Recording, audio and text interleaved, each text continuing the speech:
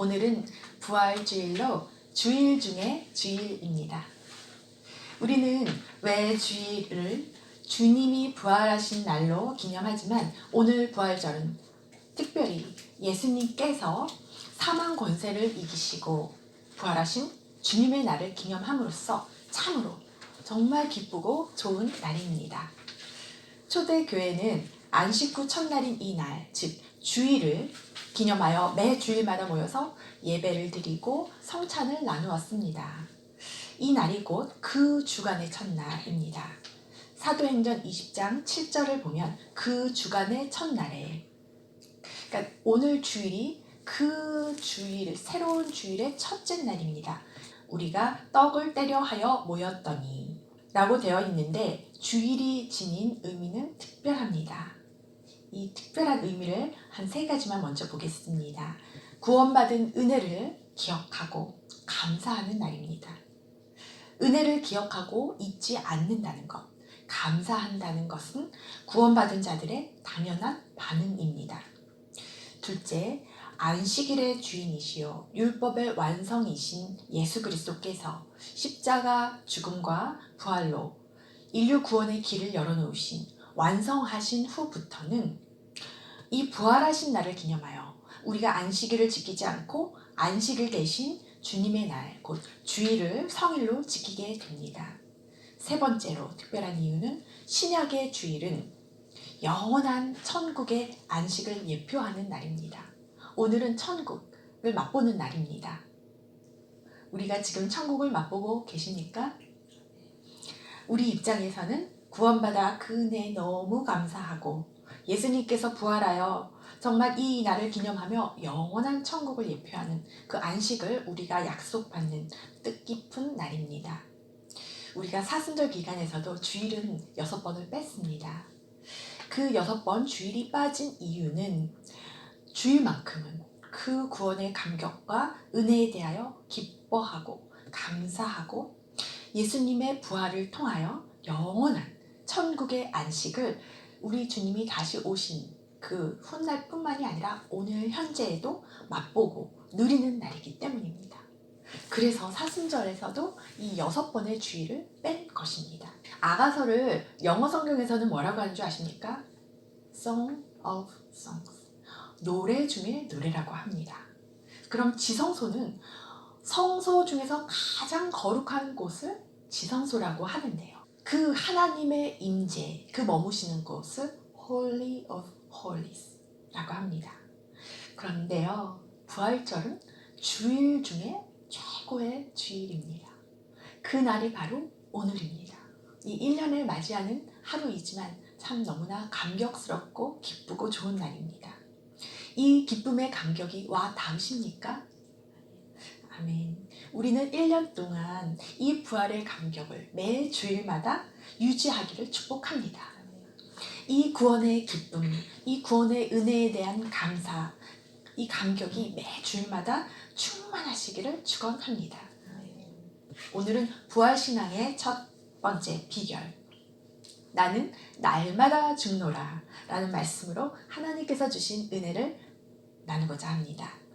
고린도 전서는 사도 바울이 제2차 전도 때, 전도 여행 때 고린도 교회를 개척하여 약 1년 반 동안 목회를 하면서 그 고린도 성도들을 향하여 3차 여행 때 이 에베소에서 이 편지를 씁니다. 당시 고린도, 그리스, 로마의 속주 중 그 아가야 지방의 수도였는데 상업이 발달된 도시였습니다. 여러 가지 측면에서 헬라의 가장 중요한 도시였고 헬라 철학에 또 지대한 관심을 보였고 종교적으로는 그 치유의 신, 또 태양의 신 아폴로, 또 미의 신 아프로디테 등 우상을 그렇게 많이 섬겼기 때문에 12개의 신전이 고린도에 있었습니다. 아프로디테 신전에는 천여 명의 여사제, 그 창녀들이라고 하는데 이들이 있어서 우상 숭배와 음행 때문에 고린도가 성적으로 문란했고 고린도 교회조차도 이 세상 문화에 영향을 받았습니다. 교회가 세상에 물든 것입니다. 여호와 이외의 다른 신은 섬기지 말라.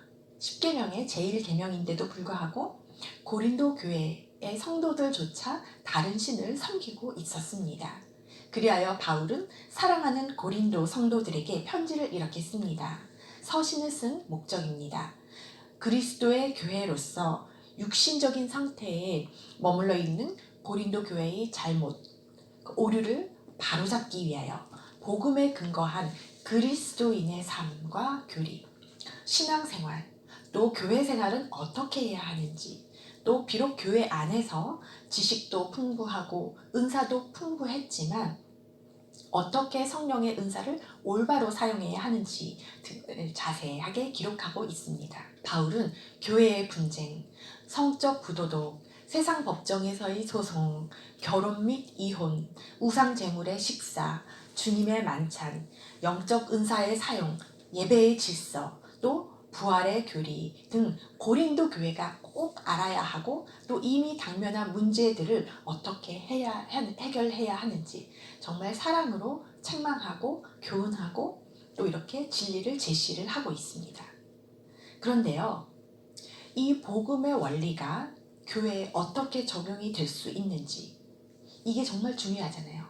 우리가 성경 말씀을 읽을 때 이 성경 말씀이 어떻게 내 삶에 적용이 될 수 있는지 이 말씀은 중요하잖아요. 이것을 잘 이 편지는 보여주고 있습니다. 그리고 오늘의 말씀 고린도전서 15장은 부활장이라고 하는데요. 이 부활신앙과 성도들의 삶, 교리의 문제는 그 성도의 실질적인 삶과 문제가 됩니다. 이 부활신앙은 우리의 삶과 정말 직결이 됩니다. 성도들의 신앙, 또 삶의 태도는 그들이 믿고 있는 이 교리를 정말 어떻게 연결을 시킬 수가 있는지 바울은 잘 말씀을 해주고 있습니다. 그래서 소위 부활장이라고 하는 이 15장은 그 그리스도의 부활이라고 하는 이 확고한 역사적인 그 사실이기도 하지만 이 역사적인 사건 위에 이 기독교 신앙이 허위가 아니라 진실이라는 것을 보여주고 있습니다. 그 내용을 우리가 오늘 살펴보겠습니다. 사도 바울은 여기서 15장에서 세 가지의 부활을 말씀하고 있습니다. 첫 번째로는 그리스도의 부활, 두 번째로는 우리가 오늘 그 본문에서 나누게 될 죽은 사람의 부활, 또 세 번째 마지막으로는 몸의 부활에 대하여 말씀을 하고 있습니다. 첫 번째 그리스도의 부활은 복음의 핵심입니다.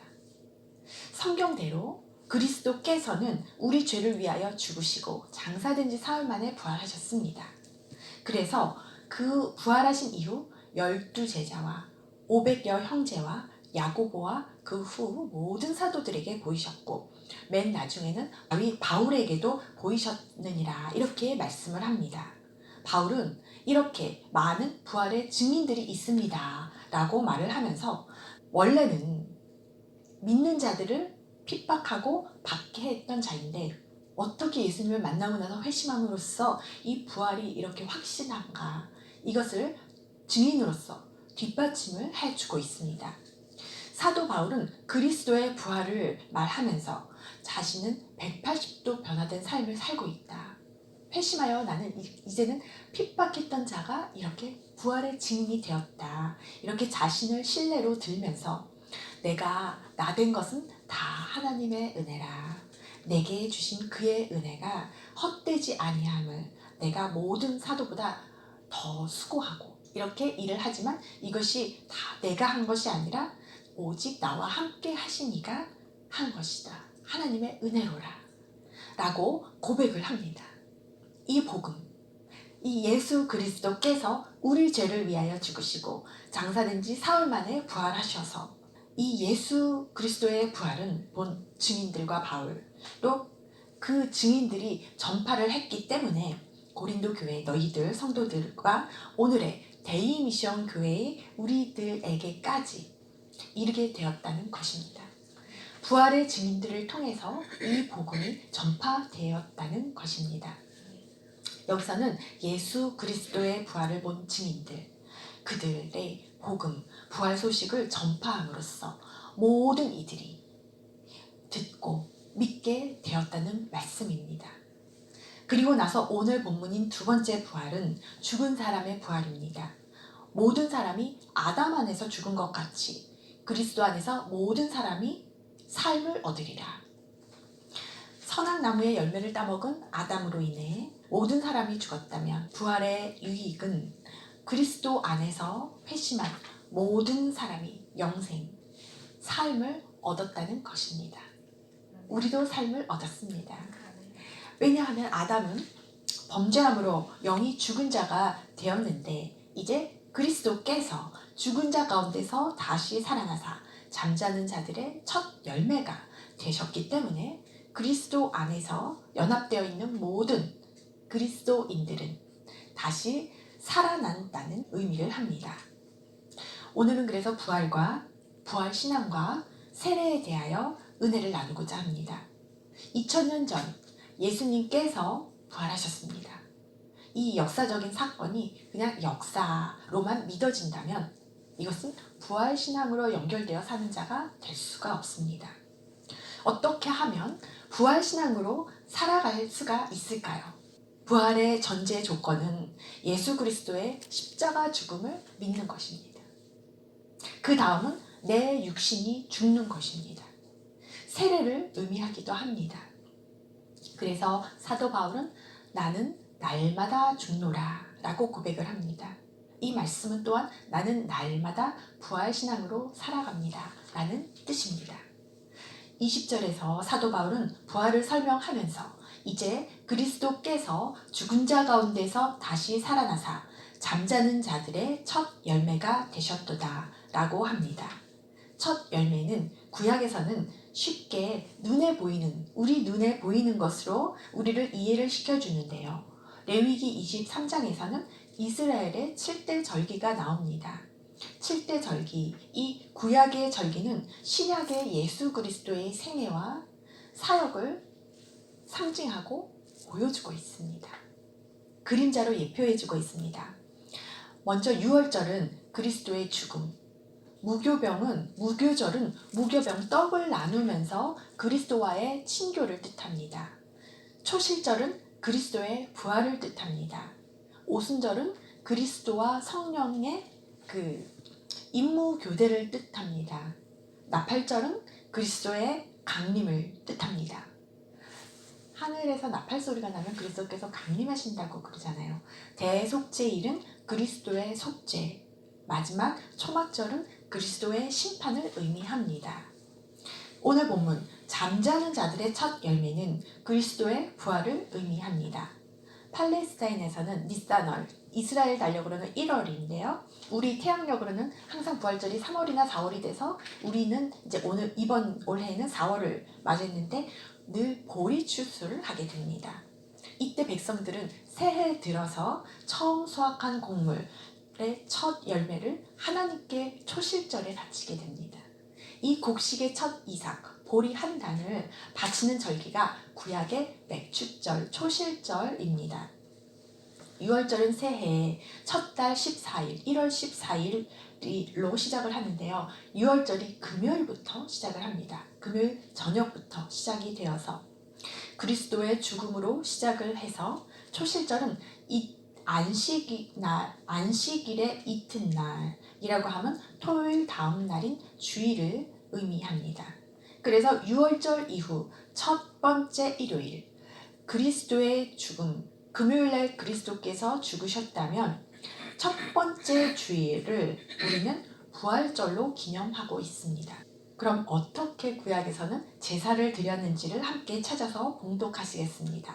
레위기 23장 10절, 11절 말씀입니다. 초실절에 대한 제사입니다. 찾으셨으면 다 같이 한 목소리로 읽겠습니다.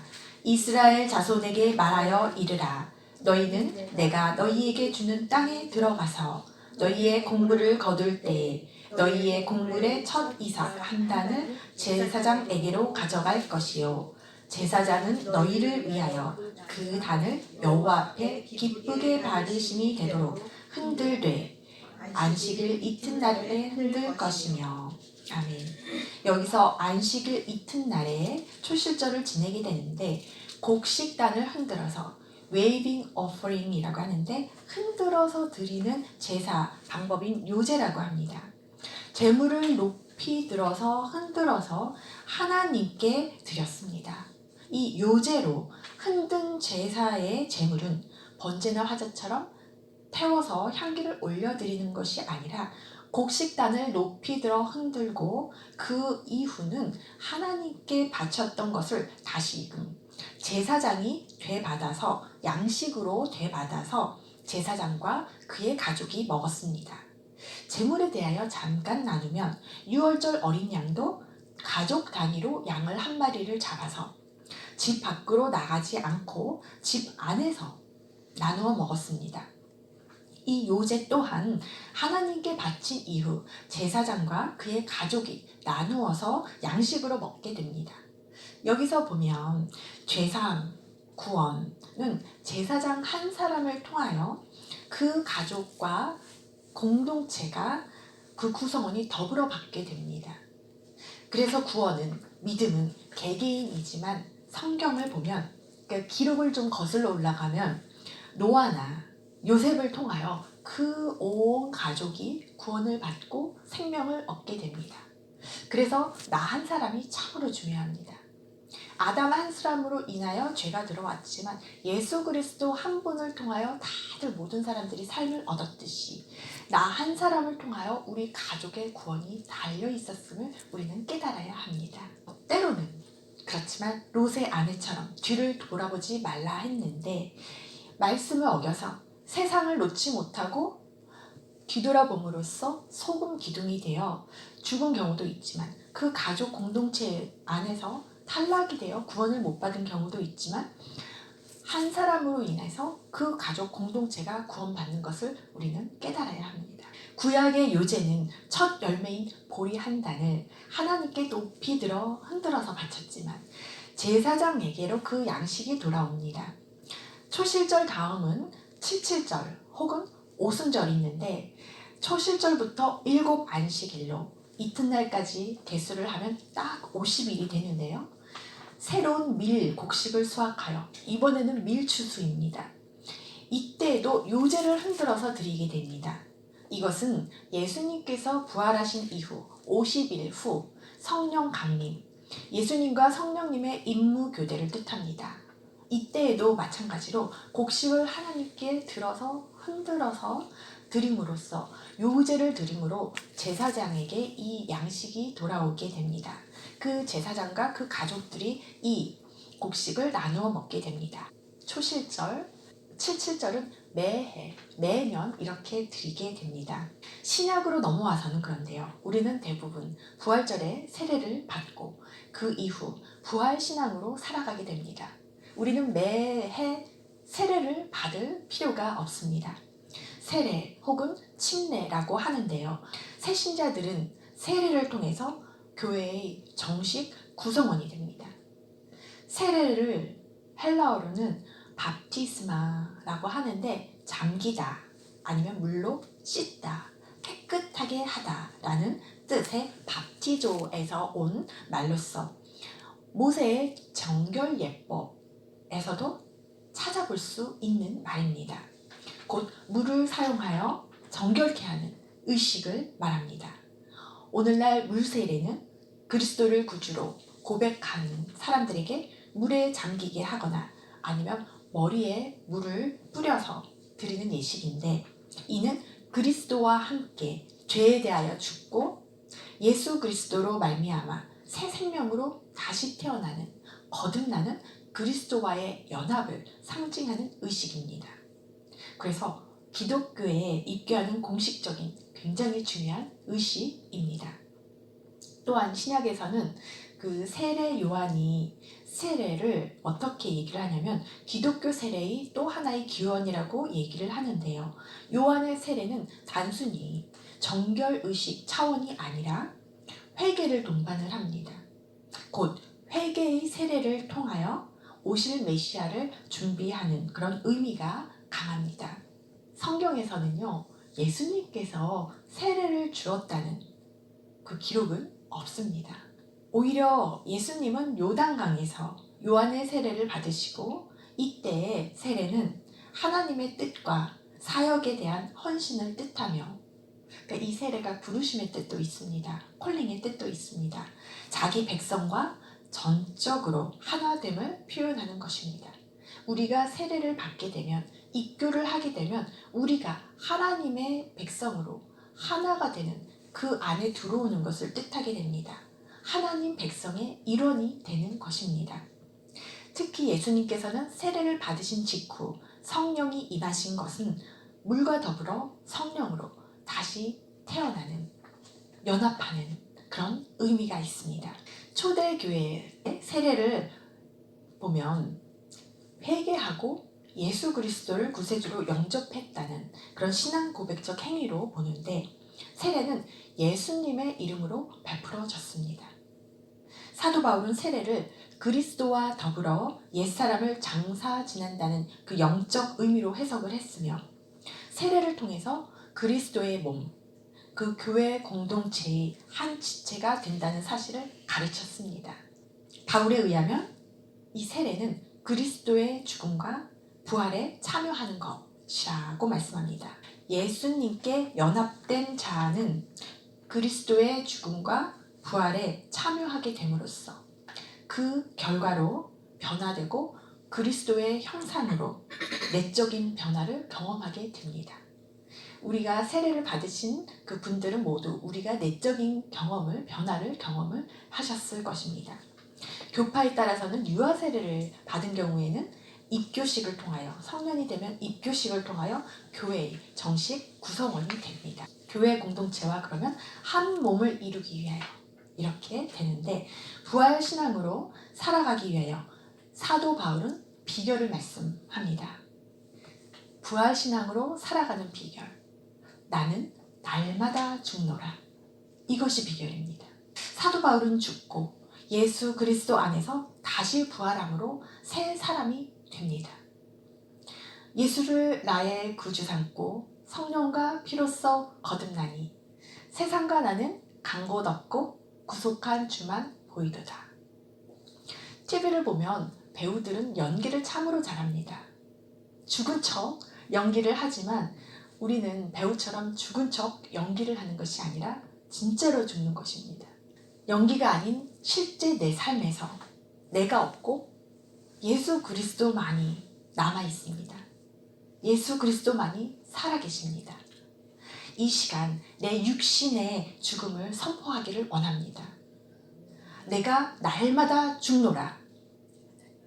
우리가 입으로 한번 함께 선포해 보실까요? 내가 날마다 죽노라. 다시 한번 하시겠습니다. 내가 날마다 죽노라. 아멘. 나는 세례를 받았을 때 이미 죽었습니다. 구사일생으로 다시 살아난 사람들을 이야기를 들어보면 이제는 인생을 덤으로 산다는 말을 합니다. 나도 죽어서 이제는 우리는 인생을 덤으로 사는 사람들입니다. 내 인생의 목적이 바뀌었다고 말을 할 수가 있습니다. 이제 인생을 덤으로 사니까요. 우리는 모두 죽다 살아난 사람들입니다. 내 인생의 목적이, 내 삶의 목적이 예수 그리스도께서 이 땅에 오신 목적과 같습니다. 왜냐하면 내가 바로 예수 그리스도의 삶을 살기 때문입니다. 마태복음 20장 28절을 보면 인자가 온 것은 섬김을 받으려 함이 아니라 도리어 섬기려 하고 자기 목숨을 많은 사람의 대속물로 주려 함이니라. 이것이 이제 내가 살아가는 목적입니다. 인자가 온 것 섬기려 함입니다. 도리어 섬기려 하고 내 목숨을 많은 사람의 대속물로 주려 함이니라. 내가 이미 죽었는데 내 목숨이 뭐가 아깝겠습니까? 내 안에 오직 예수 그리스도께서 나타나게 하여 주시옵소서.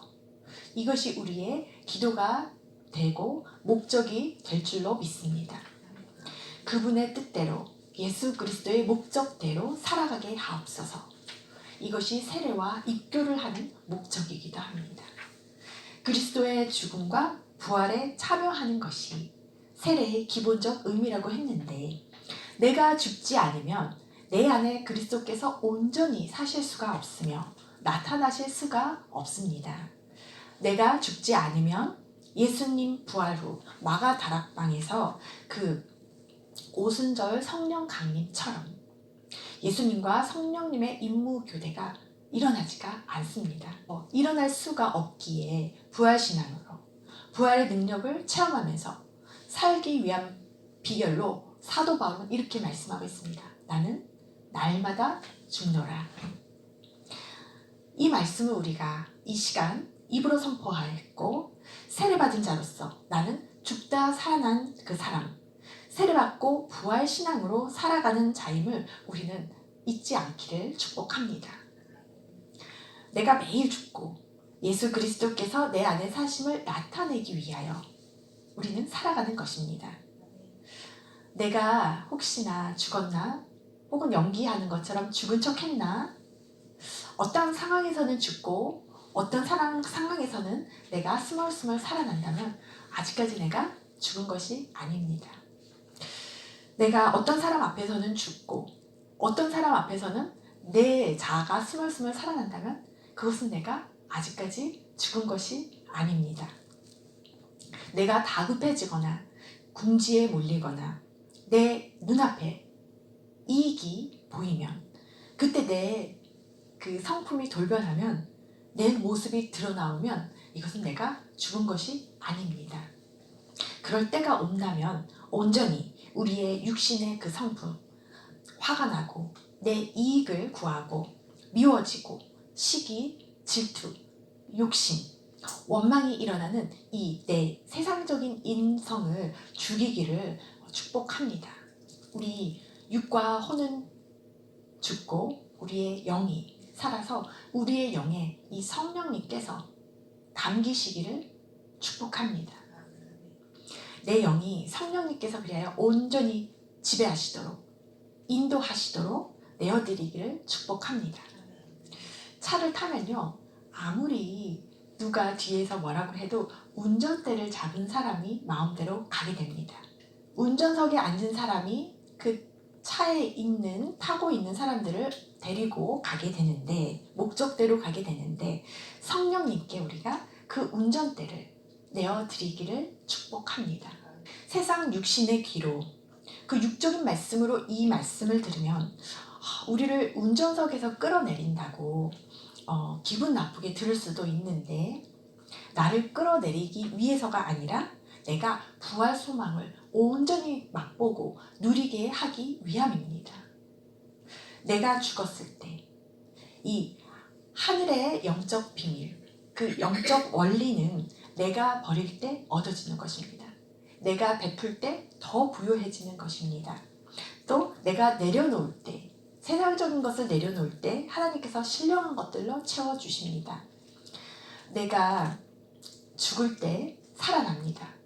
너무 역설이지요. 영으로 살 때 육이 죽게 됩니다. 그래서 우리가 영이 살려면 육이 죽어야 합니다.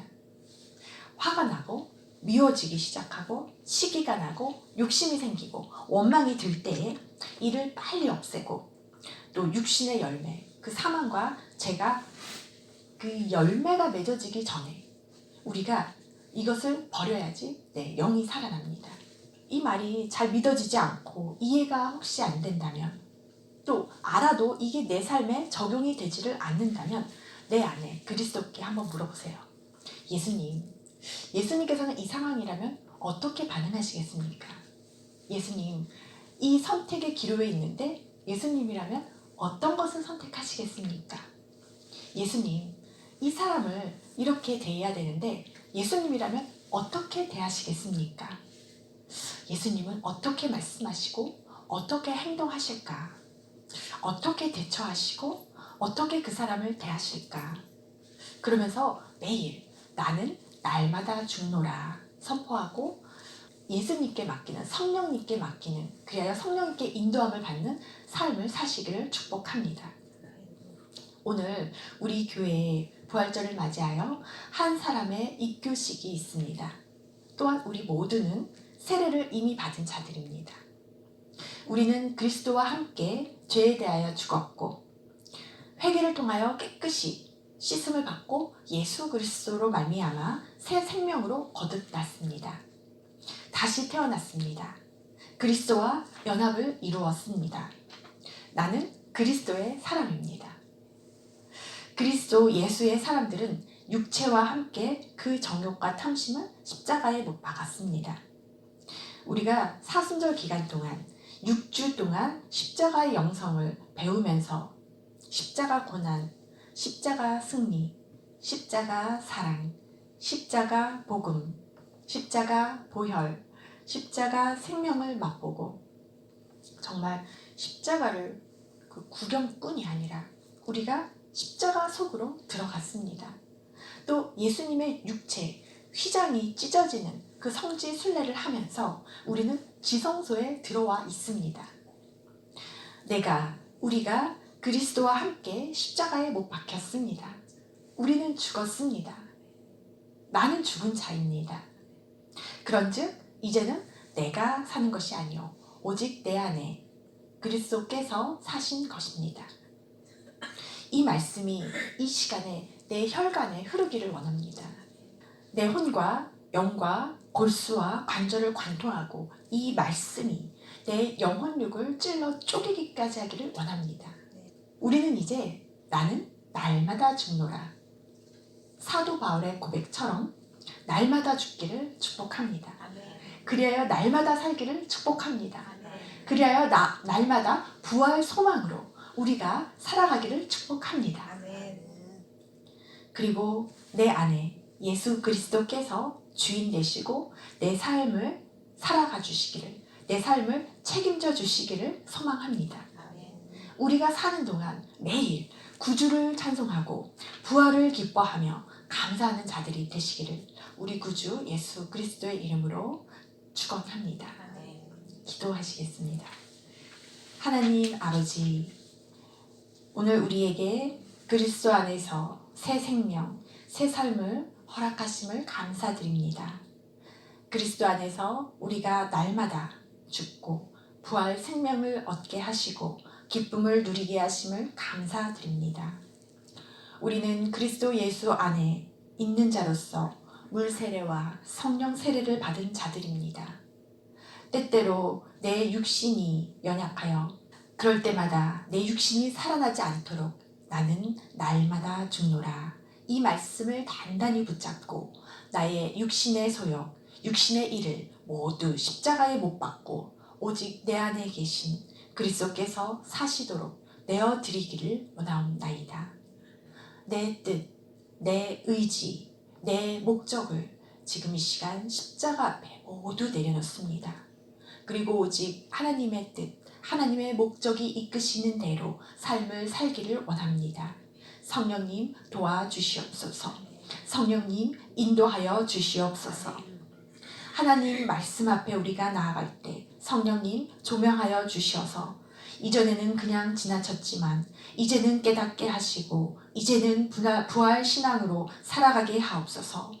날마다 부활의 능력을 체험하게 하시고 날마다 부활의 소망을 가지고 살아가게 하옵소서. 예수님의 이름으로 기도하옵나이다. 아멘.